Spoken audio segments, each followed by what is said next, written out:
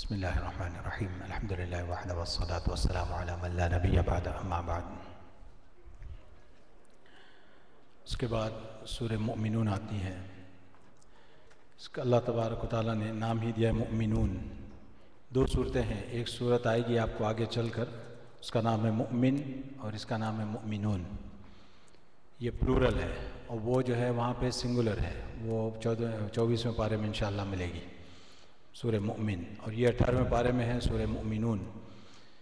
اس میں جو ہے اصل اللہ تبارک و تعالیٰ نے ہمارے لیے جو باتیں بیان فرمائی ہیں، ابتدائی آیتوں میں بڑی زبردست بات بیان فرمائی ہے۔ فرمایا قد افلح المؤمنون، پہلی آیت قد افلح المؤمنون، کہ مؤمنین ایمان والے یہ کامیاب ہو گئے، فلاح پا گئے۔ فلاح پا جانا اصل اس کا ترجمہ ہے۔ فلاح اس کو کہا جاتا ہے، فلاح کے معنی آتے ہیں ایسی کامیابی کہ جس کے بعد ناکامی نہ ہو، ایسی کامیابی جس کے بعد ناکامی نہ ہو۔ اور ایسی کامیابی جو ہے ہمیں ملے گی تو وہ کہاں؟ وہ آخرت ہی میں ہوگی۔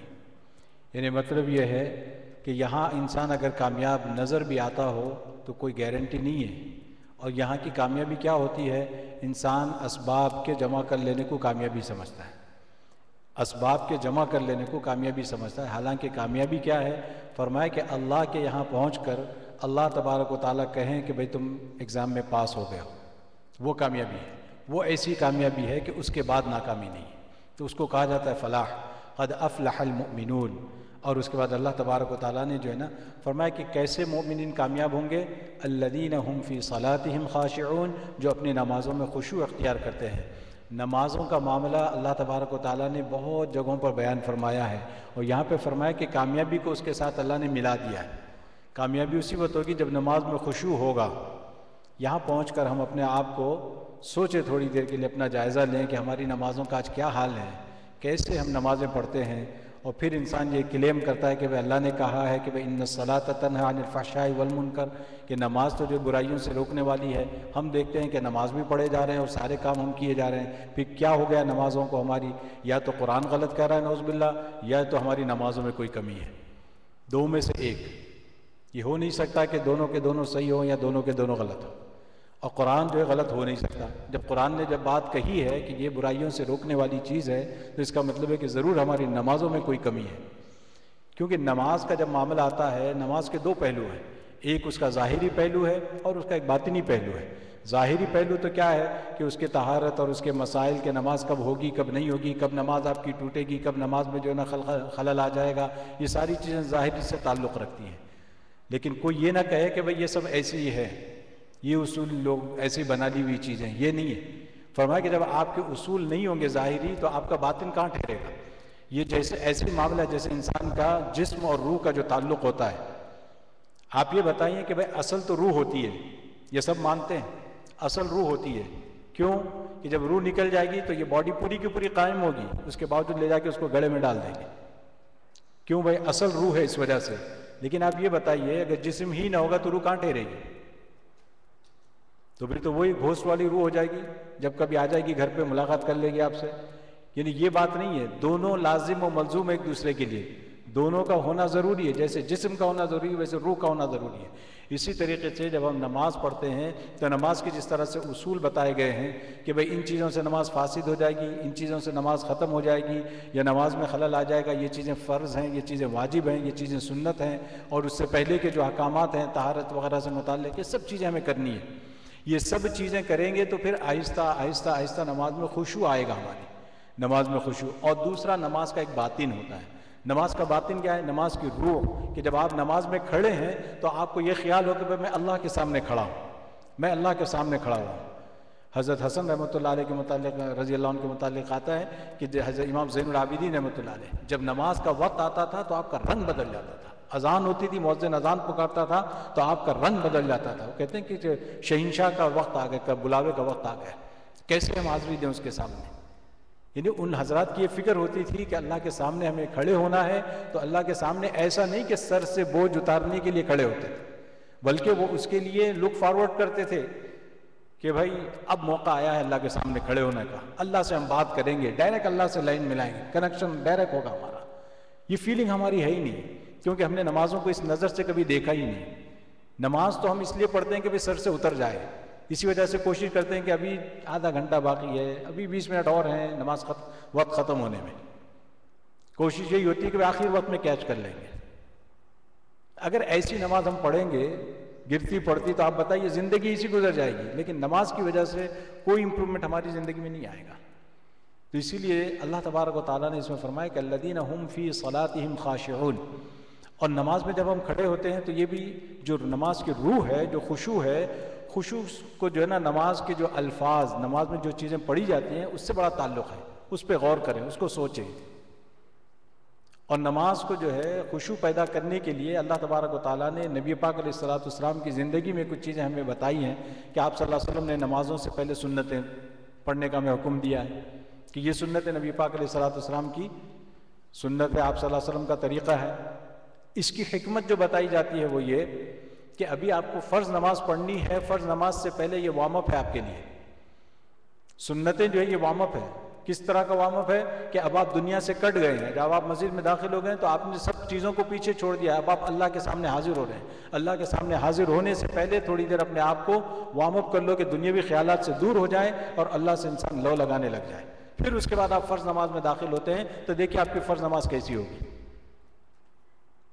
لیکن یہ سب اسی وقت ہے جب ہم اس کا تصور کریں اور اس کو ایک ترتیب سے ہم اس کو فالو کریں، تبھی جا کے یہ سب چیز ہمارے اندر پیدا ہوگی۔ اور نماز کی خشوع کا معاملہ ایسا ہے کہ بغیر خشوع کی نماز کے لیے متعلق بعض روایتوں سے بات معلوم ہوتی ہے کہ یہ نماز جو ہے نا ہمارے سر سے اوپر بھی نہیں جاتی۔ جب ہم نے نماز پڑھ لی، چونکہ نیک اعمال جب انسان کرتا ہے تو یہ نیک اعمال اوپر جاتے ہیں اللہ کے پاس، یہ نیک اعمال اللہ کے پاس جاتے ہیں۔ ہماری نمازوں کو جو ہے نا ہمارے منہ پر مار دیا جاتا ہے۔ ایسی نماز کی کسی کو ضرورت نہیں، ایسی نماز کسی کام کی نہیں ہے۔ آپ دیکھیں تو صحیح کہ ساری دنیا میں کتنے مسلمان ہوں گے نمازیں پڑھتے ہیں، ماشاءاللہ کوشش کرتے ہیں، دعائیں کرتے ہیں، لیکن مسئلہ وہی ہے۔ تو اللہ تبارک و تعالیٰ نے فرمایا کہ الذین هم فی صلاتہم خاشعون، اور کیسی زبردست اللہ تبارک و تعالیٰ نے اگلی آیت بیان فرمائی ہے، والذین هم عن اللغو معرضون، فرمایا کہ وہ لغو باتوں سے دور رہتے ہیں، لغو کاموں سے دور رہتے ہیں، اعراض کرتے ہیں۔ اب آپ دیکھیں کہ تو بڑا بظاہر اس کا کوئی تعلق نظر نہیں آتا، لیکن مفسرین نے یہاں پہ لکھا ہے، بتاتے ہیں کہ جتنا انسان اپنی زندگی میں بیکار کاموں سے، بیکار باتوں سے دور رہے گا، اتنا ہی اس کی نماز میں خشوع پیدا ہوگا۔ یہ اس کا تعلق ہے، یہ اس کا کنیکشن ہے، اللہ تبارک و تعالیٰ نے اس کے اندر بیان فرمایا۔ ویسے تو اللہ کے رسول صلی اللہ علیہ وسلم نے ایک روایت میں بیان فرمایا ہے، من حسن اسلام المرء ترکہ ما لا یعنی، اللہ کے رسول صلی اللہ علیہ وسلم فرماتے ہیں کہ انسان کے اسلام کی خوبصورتی اس میں ہے کہ وہ لایانی کاموں کو چھوڑ دے۔ بھئی جس سے آپ کا کوئی تعلق ہی نہ ہو، اس کام سے آپ کا کیا لینا دینا؟ جس بات سے آپ کا کچھ تعلق نہ ہو، اس سے آپ کا بات کا، یعنی جیسے آدمی بہت سی مرتبہ دیکھیں آپ کا کیا ہوتا ہے کہ لایانی کی اگر آپ کو میں مثال دوں تو آپ کو لگے گا کہ نہیں یہ کچھ زیادہ ہی کہیں۔ اب یہ جو ہم نیوز پڑھتے ہیں، نیوز جو ہم پڑھتے ہیں نا، کم از کم آدھا گھنٹہ، 1 گھنٹہ، 2 گھنٹے، ہر ایک کے الگ الگ اپنے اپنے لیولز ہیں نیوز پڑھنے کے۔ پھر ایک اخبار پڑھا وہ چین نہیں پڑتی، پھر دوسری جگہ گئے، تیسرے ریسورس پہ گئے، چوتھے ریسورس پہ گئے، اچھا کنفرم تو کریں کیا لکھا ہے ان لوگوں نے ایک دوسرے نے، کیا ہوا کیا دیکھیں گے۔ کہیں پہ کچھ ہوئی گئی چیز، کوئی تعلق نہیں ہمارا اس کی زندگی سے، نہ ہمارے اعمال سے اس کا تعلق، نہ ہمارے عقیدے سے اس کا تعلق۔ اب آپ کہیں گے کہ اس کا مطلب ہے کہ دنیا میں بے خبر رہنا چاہیے، میں یہ بھی نہیں کہتا، دنیا میں آپ بے خبر رہیں یہ بھی نہیں کہتا میں، لیکن مسئلہ یہ ہے کہ اس چسکے کو ہمارے سے نکالنا ہوگا۔ یہ چسکا ہمیں لگ گیا ہے نیوز کا، گاڑی میں بیٹھیں گے فوراً نیوز آئے گی، چلتے رہیں گے وہاں تک وہی نیوز ریپیٹ ہوگی۔ WWJ کا تو معلوم ہے نا، میں ایک مثال دے رہا ہوں، وہ آپ کو رٹا دے گا، الفاظ رٹا دے گا، آپ کے منہ میں وہی الفاظ آئیں گے جو آپ نے دن بھر سنے، اور ان کا مقصد وہی ہے آپ انہی کی زبان بولیں، وہ جو آپ سے کہلوانا چاہتے ہیں آپ کی زبان پہ وہی الفاظ آتے ہیں۔ اب تو ماشاءاللہ چونکہ سوشل میڈیا وغیرہ اس کی وجہ سے بھی جیسی ہی نیوز آتی ہے کوشش ہوتی ہے کہ بھائی نیوز ویسے ہی پھیلے اسی اعتبار سے۔ تو یہ نیوز کے پیچھے ہم جو اتنا وقت ضائع کرتے ہیں یہ وہی ہے، والذین هم عن اللغو معرضون۔ کچھ حضرات کہیں گے کہ بھائی یہ ہماری کنٹری کا معاملہ ہے، بھائی پاکستان کھیلتی ہے تو ہم کو دیکھنا ہوتا ہے۔ میچ دیکھنے کی بھی ایک بات خطرناک ہے، اس میں بھی پورا دن نکل جاتے ہیں، پوری رات جا کے جاتی ہے۔ ہوتا ہے کہ نہیں؟ آپ اپنے آپ کو جائزہ لے کے دیکھیں ہم کیا کیا کرتے ہیں اس کے لیے۔ یہ دنیا ہے، کیا ہے تھوڑی دیر کے لیے کہ بھائی لائیو میچ آ رہا ہے اس کی بات ہی اور ہے، کیوں؟ صرف ٹیسٹ کی بات ہے، ذائقہ. حالانکہ آپ صبح اٹھ کے آپ دیکھ لیں گے آپ کو اسکور معلوم ہو جائے گا، کس نے کتنے بنائے وہ بھی معلوم ہو جائے گا، کس نے کتنے بال میں کتنے بنائے وہ بھی معلوم ہو جائے گا، کتنے چھکے مارے وہ بھی معلوم ہو جائے گا. لیکن وہ مزہ ہی، وہ چسکا ہی کچھ اور ہے. یہ وہی بات ہے کہ انسان کو کنٹرول کرنا ہوتا ہے. بات اصل یہ ہے کہ بھائی یہ نہیں کہ ہر میچ کو دیکھا جا رہا ہے، ہر وقت بھائی وہ ہو رہا ہے تو پورا پیکج آپ نے لے لیا ہے تو کوئی میچ اب مس نہ ہونا چاہیے.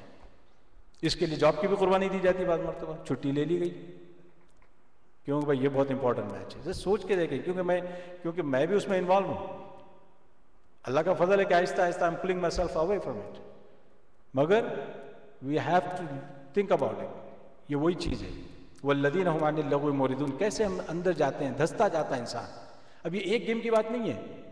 اب پھر اولمپکس آئیں گے، ونٹر اولمپکس آئیں گے، سمر اولمپکس آئیں گے، پھر ساکر ورلڈ کپ ہوگا، پھر فلانا ورلڈ کپ ہوگا، پھر IPL آئے گا. مطلب یہ لائن لگی ہوئی ہے. ان کا کام ہی یہ ہے کہ آپ بزی رہیں اس میں.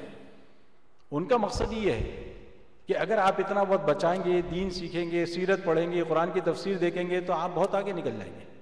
وہ نہیں چاہتے کہ وہ آپ دین میں آگے بڑھیں. والذین هم عن اللغو معرضون. یہ تو ہم دیسیوں کا پرابلم ہے. یہ یہاں کے لوکل جو ہیں ان کا بھی اپنا پرابلم ہے. ان کو دیکھیں، ان کو لگا کے چھوڑا ہوا ہے باسکٹ بال، فٹ بال، پھر ہاکی، پھر اس کے بعد کالج باسکٹ بال، کالج ہاکی، یعنی ہر چیز.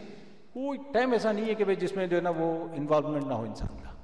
تو آپ بتائیے جس آدمی کا اتنا انوالومنٹ ہو، رات دن ہم اسی کے بارے میں بات کرتے ہیں، یہ لغو نہیں تو کیا ہے؟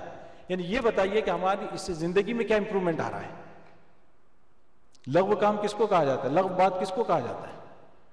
جس سے آپ کا کوئی تعلق نہ ہو زندگی کے، یعنی یہاں کی دنیاوی امپرومنٹ کے لحاظ سے یا اخروی امپرومنٹ کے لحاظ سے.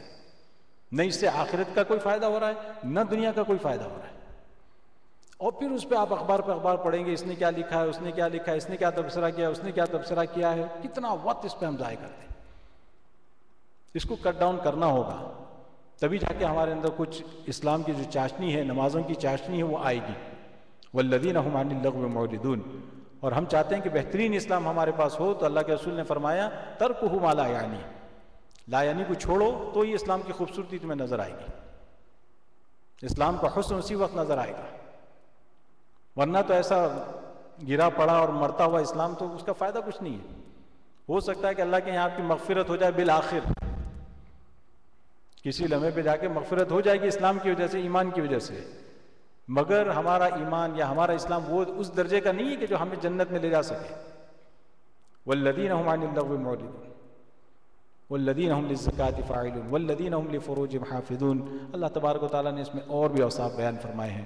اللہ تبارک و تعالیٰ سے دعا ہے کہ اللہ تبارک و تعالیٰ مجھے اور آپ کو تمام مسلمانوں کو اس پر عمل کی توفیق عطا فرمائے. کل تفسیر نہیں ہوگی، کل مجھے کام ہے انشاءاللہ، تو کل تفسیر نہیں ہوگی تراویح بعد والی.